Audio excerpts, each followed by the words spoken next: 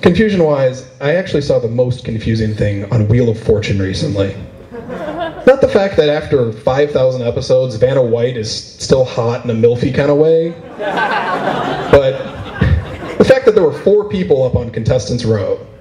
Because I've seen 6, they do family games, that made sense, but it turns out that the 4th person was a helper.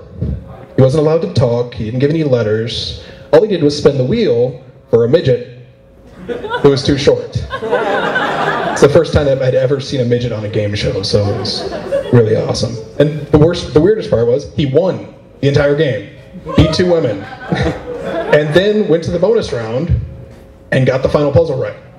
You consider your average person stares there dumbfounded, trying to remember what letters they picked, and he nailed it. So that makes game shows great to me.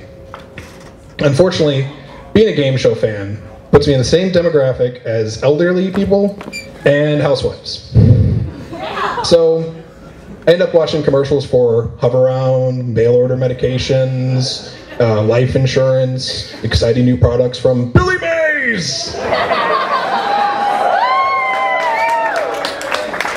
And of course, cleaning products. There's one commercial that gave me the most dumbfounded look of all time. They had this line, "In between your daily vacuuming." My daily what? If I'm supposed to vacuum every day, I'm going to give these people a coronary with my cleaning habits.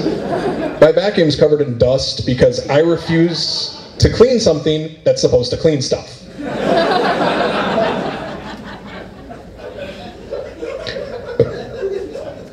Okay, but the enemy in every commercial, cleaning commercial, is the bacteria. They always, unless you're eating yogurt, then bacteria is awesome, but otherwise you are trying to kill 99.9% of all bacteria, or 99.99% of all bacteria. So if I use every single cleaning product they tell me to do, I'm going to have 0.00001% of bacteria. One guy named Steve. He's a jerk.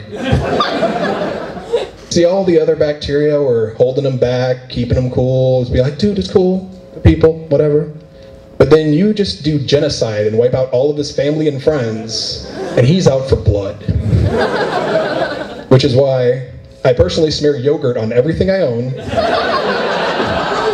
in the hopes that Steve finds a cute little bacteriette and they live happily ever after.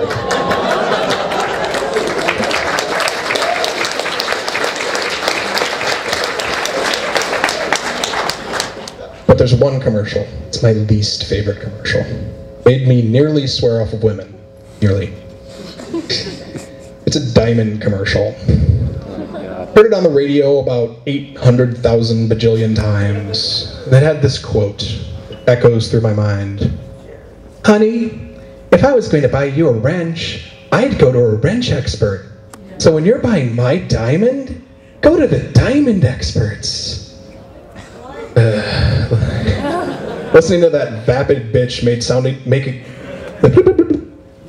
taking it up the butt sound like a better option.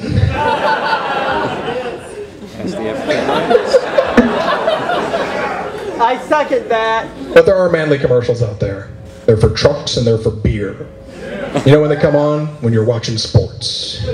Football is my favorite. I'm a big football fan. Unfortunately, the year that I decided to start doing a podcast, I want to record it at 7 p.m. tomorrow in here, so you better be there. But, you like the drop there? That was subtle, wasn't it? Yeah. But basically, I decided to cover sports on my podcast, and my college responds by having their worst football season ever in history. And then there's the Lions. They go 0-16, and what's their big solution to the problem? What are they going to do? They got a new logo. Yeah, you know, honestly, what I was hoping they would do fan submissions, because I would have went over to the dealer's room, and I would have had someone draw this cute little femme lion boy with his butt raised as high as possible up in the air. And he'd just say, and he'd just have this grin, "Oh, give me 16 losses, baby."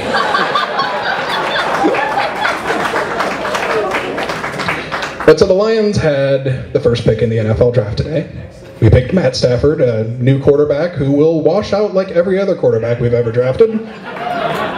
Because I've watched the Lions ruin players my entire life.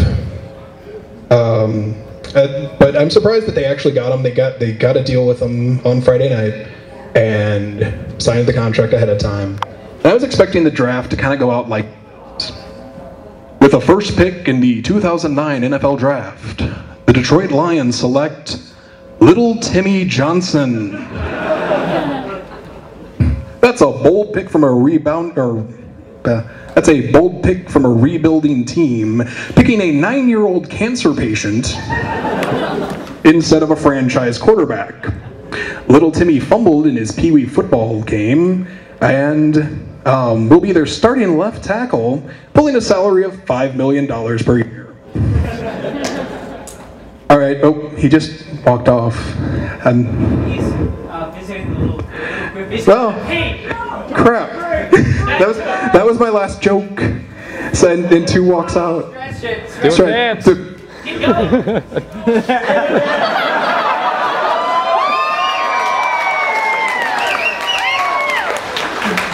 That was the opposite of river dance. I moved everything but my ankles. Keep going. I don't have any more notes. Put it down and keep going. Put the left down. Improv!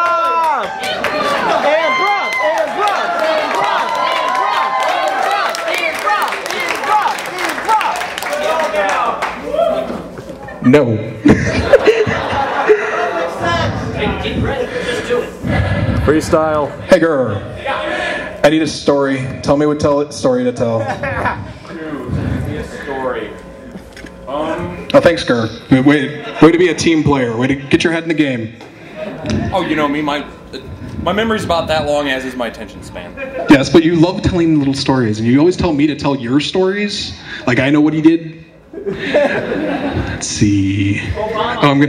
Obama. What about him? He's awesome. Does everybody like? Well, I don't care if you don't. So whatever. This works for me. Oh, okay.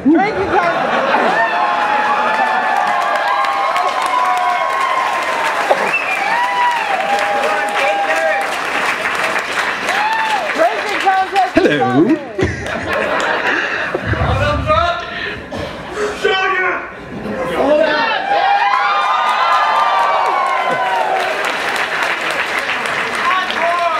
Don't encourage this guy. He can shotgun a box of wine. Prove it!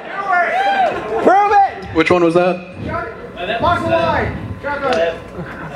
Those smells very recently. It tastes like didgeridoos.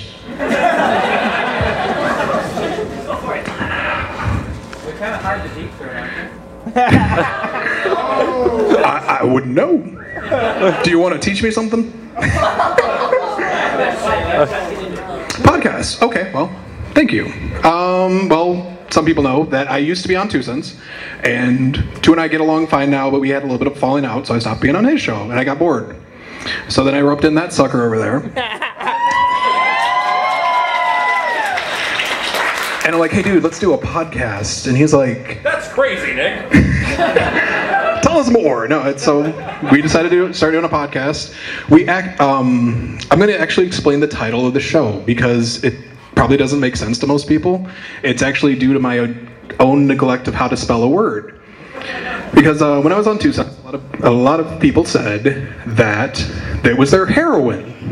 Okay, well, I decided to be methadone.